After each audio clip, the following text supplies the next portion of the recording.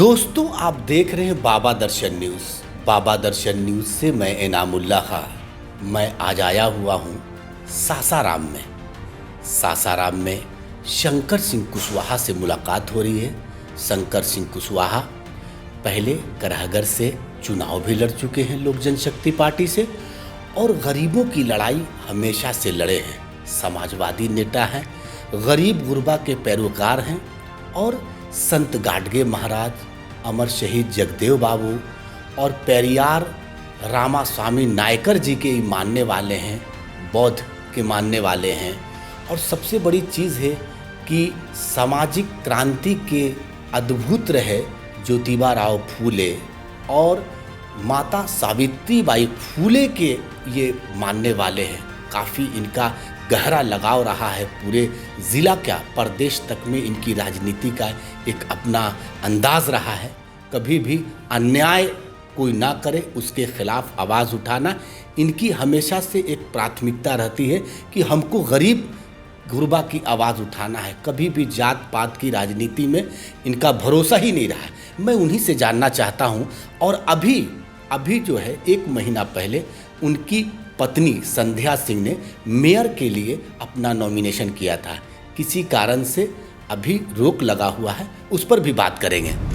आज दिवाली मनाने का दिन है और हिंदुओं के साथ साथ बहुत सारे धर्मों के लोग भी अपने अपने कारणों से दिवाली त्यौहार मनाते हैं।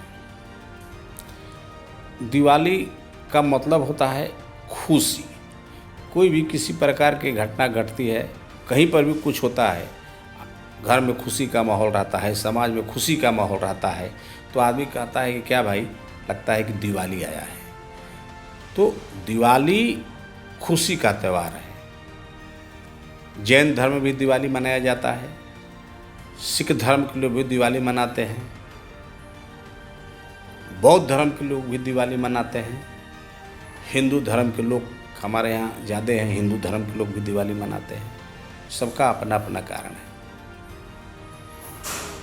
आज मुख्य रूप से 2-3 कारणों से दिवाली मनाया जाता है जो प्रचलित है। हिंदुओं में है कि आज अगर पूजा करते हैं तो माँ लक्ष्मी का वास होता है घर में, घर के लिपाई धुआई सब ढंग से होता है। बौद्ध धर्म को लोग जो है दीपावली मनाते हैं। उनके यहाँ ये पर रहा है कि आज ही के दिन सम्राट अशोक ने कलिंग युद्ध के पश्चात हिंदू धर्म को त्याग करके बौद्ध धर्म ग्रहण किए थे। इस खुशी में यहाँ दिवाली बड़े पैमाने पर मनाई जाती है। एक और मान्यता है कि गौतम बुद्ध ने दिवाली के दिन ही 18 वर्षों के अपन तपस्या के बाद कपिल वस्तु अपने गांव लौटे थे। इस वजह से भी देश में जो है दिवाली बड़े पैमाने पर मनाया जाता है। तो सिख धर्म में भी यही इसी तरह का खुशी का दिन है और जैन धर्म में भी इसका महत्व है, यानी तो प्रसन्नता, खुशी। हाँ, खुशी। तो अपने अपने जिनका लोग जिनका आदर्श पर चलने का प्रयास करते हैं, जिनका जो धर्म में विश्वास करते हैं, वो अपने अपने जो प्रवर्तक के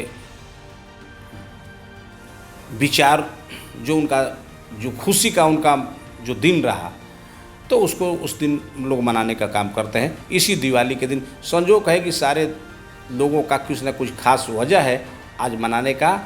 हिंदू हो, सिख हो, जैन हो, बौद्ध हो, सबका आज दिवाली मनाने का बहुत एक अवसर है, एक मौका है, खुशी का मौका है। अपने अपने ढंग से लोग यहाँ मनाते हैं। एक चीज़ और देख, ठीक आपके सर के ऊपर जो है गौतम बुद्ध जी का है और अंबेडकर जी का है, तो आप कितना प्यार करते हैं उन लोगों से? प्रयास करते हैं कि उनके बताए हुए रास्तों को अपने जीवन में ज़्यादा से ज़्यादा उतारूं। प्यार का मतलब यही होता है कि हमारे जो आदर्श के लोग हैं, उनके बताए हुए रास्ता पर हम चलें, उनके बताए हुए बातों पर हम विचार करें। प्यार का मतलब यही है। संध्या सिंह एक जुझारू महिला हैं, योग्य महिला हैं, शिक्षित महिला हैं, और उनके अंदर भी हमारे अंदर जो जज्बा है उनके अंदर भी वही है। हमसे भी ज़्यादा वो गरीबों के लिए, ज़रूरतमंदों के लिए वो सोचती है और उसके लिए संघर्ष भी करती है। हमसे कहीं ज़्यादा वो जो है उन लोगों के बारे में सोचती है।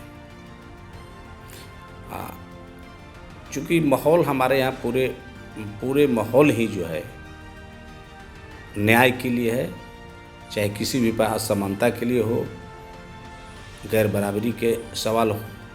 पूरा हमारा घर का माहौल जो है हमेशा जो है उत्पीड़ित समाज के लिए, समाज के जो वंचित लोग हैं उसके उत्थान में हम लोग के बारे में सोचते रहते हैं और ये करते हैं। हमारे यहाँ जैसे कि मान लीजिए एक हॉस्पिटल है, मौर्या हॉस्पिटल है। मौर्या हॉस्पिटल के माध्यम से हम लोग बहुत से ज़रूरतमंदों को, लोगों को हम लोग रिलीफ देते हैं। जो बहुत ज़्यादा गरीब होता है उसको हम लोग बिना पैसा का भी उसका इलाज कराते हैं। जो भी चीज़ का ज़रूरत हो गया, यहाँ तक कि हम लोग खून तक से देते हैं, ज़रूरतमंदों के लिए दिलवाने का काम करते हैं। तो हॉस्पिटल के माध्यम से हम लोग करते हैं। वैसा कोई आदमी आ गया होटल में जिसके पास बिल्कुल पैसा नहीं है, उसको भी हम लोग कम से कम खर्चा पर जो है हम लोग कमरा देते हैं, रखे हुए हैं। शादी के लिए, विवाह के लिए, किसी उत्सव से शौक़ है कि हम होटल में ही करें और पैसा नहीं है, तो वैसे लोगों को भी हम लोग मायूस नहीं करते, उसका भी हम लोग मदद करते हैं। और एक सवाल ये है कि जैसे 40 वार्ड यहाँ था सासाराम में, 8 वार्ड जो है वो देहाती क्षेत्र से आया है। तो देहाती क्षेत्र आपका तो शहर में भी पकड़ है और देहात में भी पकड़ है। अभी हम कुछ देर पहले आपके पास बैठे थे तो आप बनारस भी बात कर रहे थे लोगों से कि मतलब बेहतर से बेहतर इलाज के लिए। तो वो सब चीज़ जो है एक देखने को हमें अभी मिली है। हमारा सोच यही है, प्रयास यही है कि गरीब आदमी को और सामाजिक रूप से कमज़ोर आदमी को सरकारी संस्थाओं से ही लाभ दिलाया जा सकता है।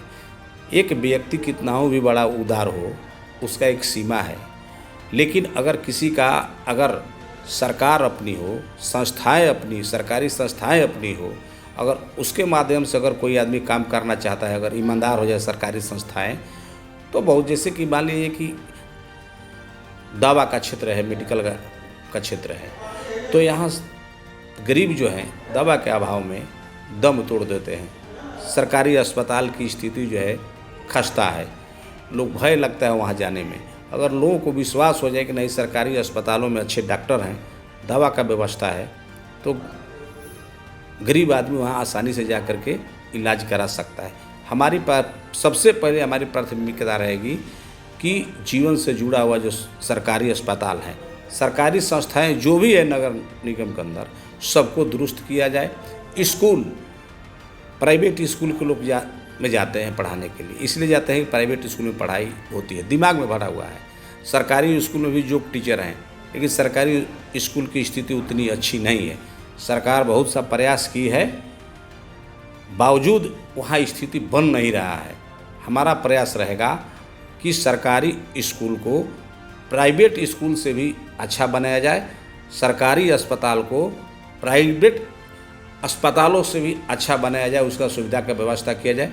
और बाकी जो चीज़ है गरीब के को देने के जो चीज़ है, हमारे कल्याण विभाग से हो, चाहे जहाँ विभाग से हो, जो हमारे नगर निगम